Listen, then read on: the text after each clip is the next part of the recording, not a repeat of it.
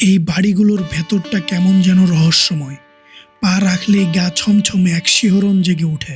প্রতিটি ঘরেই ছিল দেবতাদের মূর্তি রাখার জায়গা এবং নিয়মিত পূজা অর্চনার আয়োজন।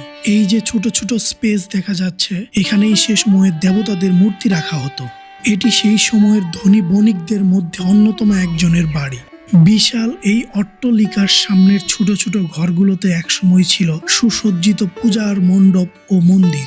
বন্ধুরা, আজ আমি অবস্থান করছি ইসাখার আমলের সেই রাজধানী সোনারগাঁওয়ের পানাম নগরীতে, যেই নগরী প্রায় ৩০০ বছরের ইতিহাস বহন করে। যেই নগরীতে একসময় ইংরেজ বণিকরা কাপড়ের ব্যবসা করতে আসতেন, সেই নগরী আজ ইতিহাস হয়ে দাঁড়িয়ে রয়েছে। আজ আমি আপনাদের এই সম্পূর্ণ পানাম নগরীটা ঘুরে দেখাবো এবং এর অজানা ইতিহাস সম্পর্কে আপনাদেরকে জানাবো।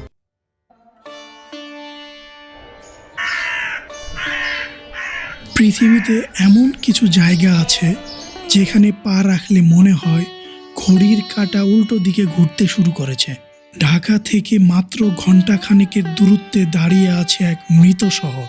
কেউ একে বলে লস্ট সিটি, কেউ বলে বাংলার পম্পে, কিন্তু এর আসল পরিচয় পানাম নগর। আজ আমরা শুধু ধ্বংসাবশেষ দেখতে আসিনি, আমরা এসেছি ৩০০ বছরের পুরনো এক জনপদের স্পন্দন অনুভব করতে।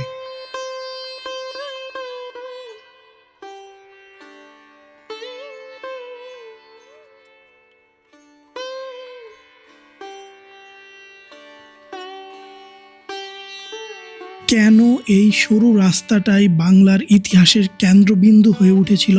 উত্তরটা লুকিয়ে আছে এর ভৌগোলিক অবস্থানে। এক পাশে মেঘনা, অন্য পাশে শীতলক্ষ্যা, মাঝখানে পানাম। মধ্যযুগে যখন বাংলার রাজধানী ছিল সোনারগাঁও, তখন এটি ছিল প্রধান বাণিজ্যিক কেন্দ্র।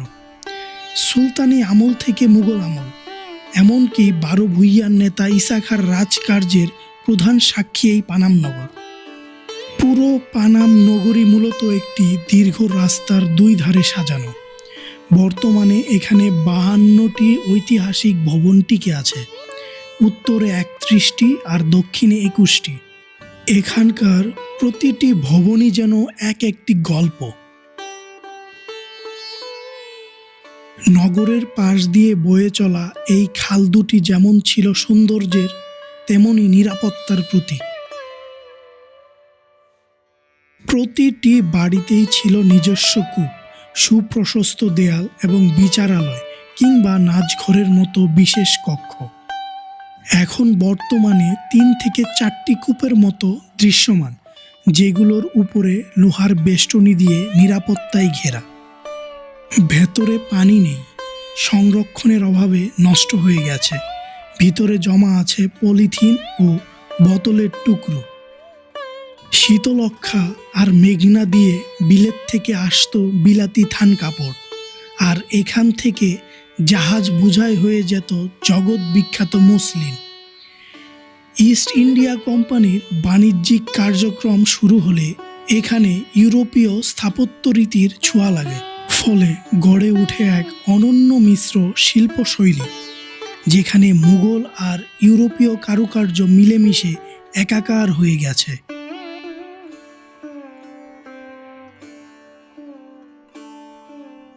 কিন্তু পানাম মানেই শুধু অভিজাত্য নয়, এর সাথে জড়িয়ে আছে নীল চাষের নির্মম ইতিহাস। পানাম পুলের পাশেই দাঁড়িয়ে আছে নীলকুঠি। ইস্ট ইন্ডিয়া কোম্পানির শাসন আমলে স্থানীয় কৃষকদের উপর নীল চাষের যে অকথ্য নির্যাতন চলত, এই ভবনটি আজও তার নীরব সাক্ষী। পুরনো এই ধ্বংসস্তূপের ভেতরে আজও এক রহস্যময় স্তব্ধতা বিরাজ করে। ঘরগুলোতে উকি দিলে আজও অজান্তেই গা ছমছম করে উঠে। পানামের খ্যাতি ছিল এর মুসলিনের জন্য। কথিত আছে এখানকার মুসলিন বিলেতের রাজপ্রাসাদে সমাদৃত হতো, কিন্তু ইস্ট ইন্ডিয়া কোম্পানির আগমনে দৃশ্যপট বদলে যায়।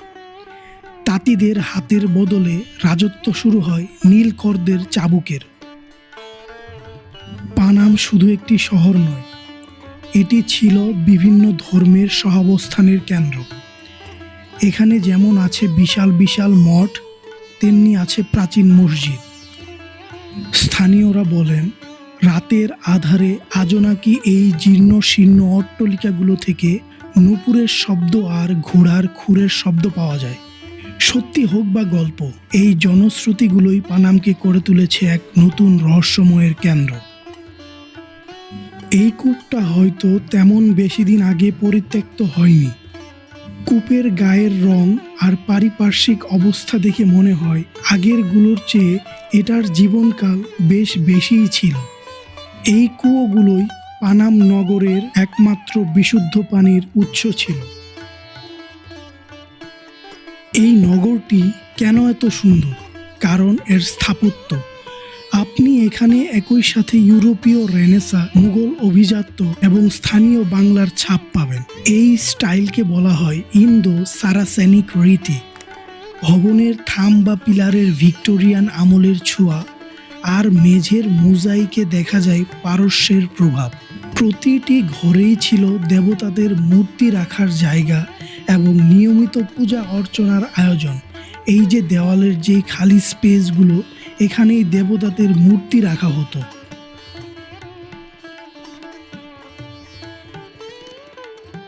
যারা এই নগরীতে একবার পা রেখেছেন তাদের মনে একটি প্রশ্ন বারবার ঘুরপাক খায়, এত সুন্দর, এত অভিজাত্যপূর্ণ একটি শহর কেন আজ কেবল কঙ্কাল হয়ে দাঁড়িয়ে আছে? কেন মানুষ তাদের সাজানো এই রাজপ্রাসাদগুলো ফেলে চিরতরে হারিয়ে গেলেন? পানাম নগরীর পরিত্যক্ত হওয়ার সবচেয়ে বড় ধাক্কাটি আসে 1947 সালের দেশ বিভাগ এবং পরবর্তী দাঙ্গাগুলোর সময়। এখানকার বাসিন্দাদের সিংহভাগই ছিলেন ধনাঢ্য হিন্দু বণিক ও ব্যবসায়ী। নিরাপত্তা আর প্রাণের ভয়ে তারা তাদের এই আজীবনের সঞ্চয় এই অট্টালিকাগুলো ছেড়ে পার্শ্ববর্তী দেশ ভারতে চলে যেতে বাধ্য হয়। 1950-এর দশকের দিকে পানাম কার্যত জনশূন্য হয়ে পড়ে। বাসিন্দাদের চলে যাওয়ার পর এই ভবনগুলো শত্রু সম্পত্তি হিসেবে তালিকাভুক্ত হয়। মালিকানা নিয়ে দীর্ঘস্থায়ী আইনি জটিলতা এবং যথাযথ রক্ষণাবেক্ষণের অভাবে দালানগুলো বসবাসের অনুপযোগী হয়ে পড়ে। কেউ আর নতুন করে এখানে বসতি গড়তে পারেনি, ফলে ধীরে ধীরে এটি একটি পরিত্যক্ত শহরে পরিণত হয়।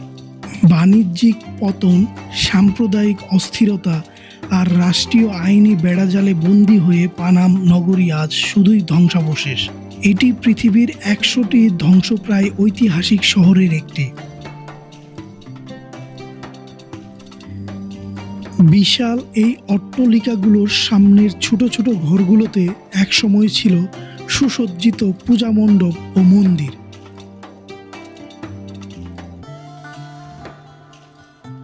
পানাম নগরের স্থাপত্য কেবল ইট সুরকির গাঁথনিই নয়, এটি ছিল তৎকালীন ধনাঢ্য বণিকদের রুচি ও অভিজাত্যের প্রদর্শনী। এখানকার প্রতিটি বাড়িতেই আপনি দেখবেন ইউরোপীয় রেনেসা এবং মুঘল শিল্পরীতির এক অপূর্ব মেলবন্ধন।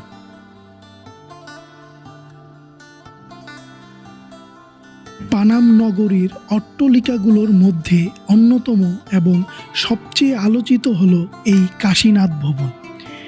এটি কেবল একটি বাড়ি নয়, বরং তৎকালীন প্রকৌশলী বিদ্যার উদাহরণ।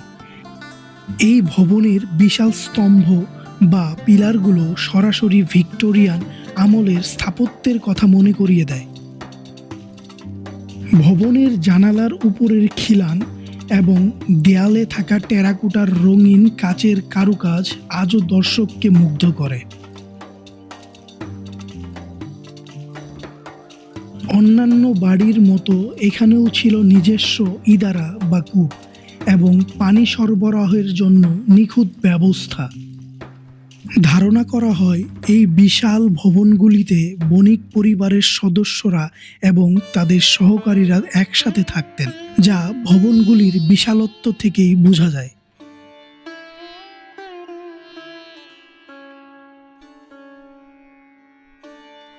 আজ সেই বণিকরা নেই, তাদের সেই বিশাল ধনভাণ্ডারও নেই, কিন্তু দরজার উপরে রয়ে গেছে তাদের গভীর বিশ্বাসের এই ছাপগুলি। সময় হয়তো দালানগুলোকে জীর্ণ করে দিয়েছে, কিন্তু এই খোদাই করা লিপিগুলো আজও সাক্ষী দিচ্ছে ব্যবসায়িক সাফল্যের চেয়েও তাদের কাছে স্রষ্টার সন্তুষ্টি ছিল অনেক বড় কিছু।